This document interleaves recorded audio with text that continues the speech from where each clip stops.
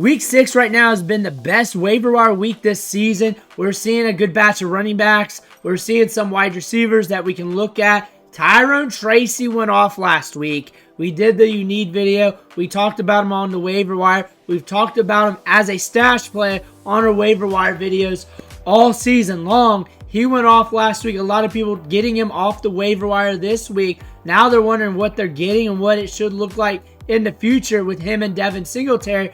We're going to deep dive him again because things changed. Things changed. We got some information last week with all those touches, what he did on the field, and we got to take another look at him.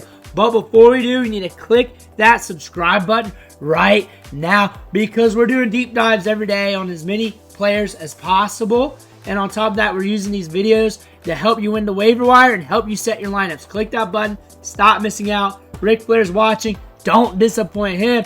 But I want to start off watching some tape. Let's see if we can get by with this. But again, watch him come up here. Boom. Kick it outside. Play cat and mouse with 17, the linebacker there. And we see some pop in his step. These are all of his carries of 10 plus yards or more.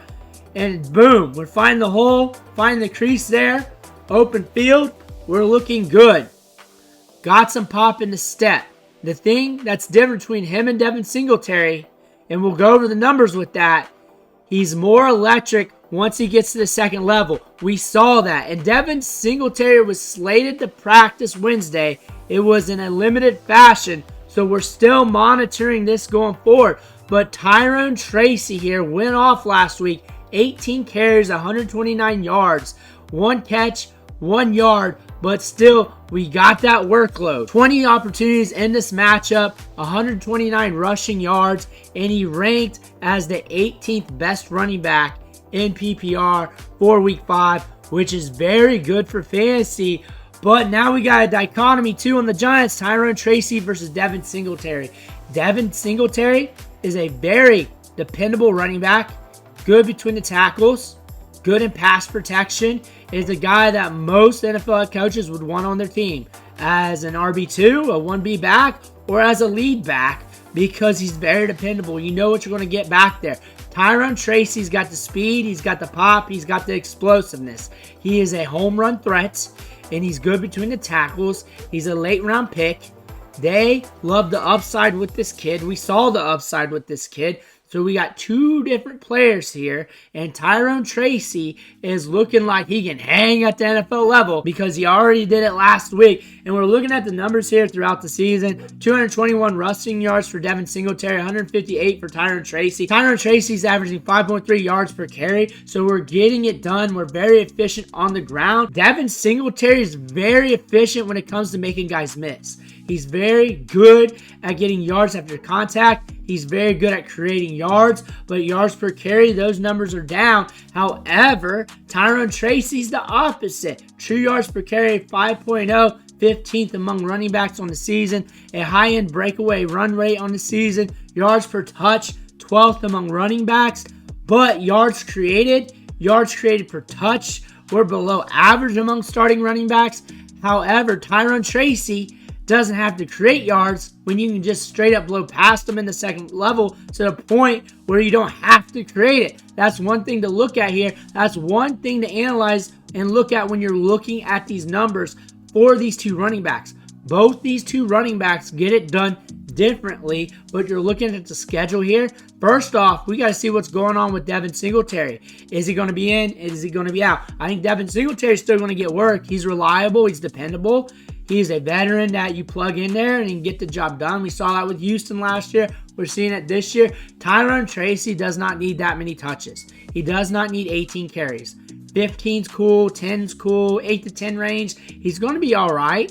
He's not going to be a guy you're going to trust in fantasy football with that amount of carries, but he's a guy that could blow up on any given Sunday with that many carries and can also get more work in the passing game. He was a wide receiver back in the day, so he's good and can be electric in the passing game because he's proven to be doing that. And when now we're looking at the Cincinnati Bengals, they're around league average when it comes to allowing fantasy points to running backs, and teams can go off against them. And if he is the main guy going in this week, the main guy back there, Devin Singletary's out, you should expect him to get you 10 plus fantasy points. 10, 12, should be easily in that range. And we could get more if we cross the goal line, if we get more looks in the passing game. But 10 to 12, if Singletary's out, that's probably what you're going to get baseline.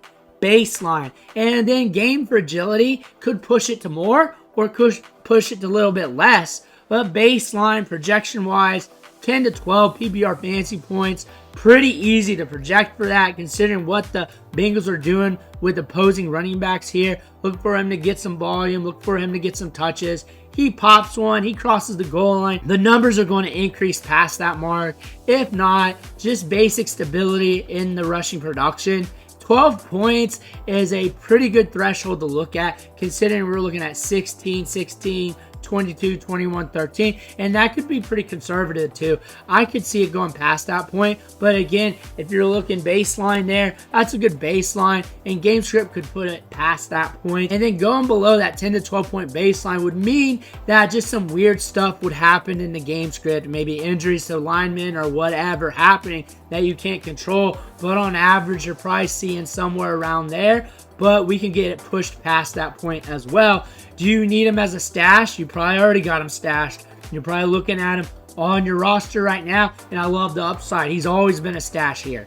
He's always been a guy that's been in the list of stash plays that we've been looking at. We got sad when he got hurt in training camp. We got sad about them.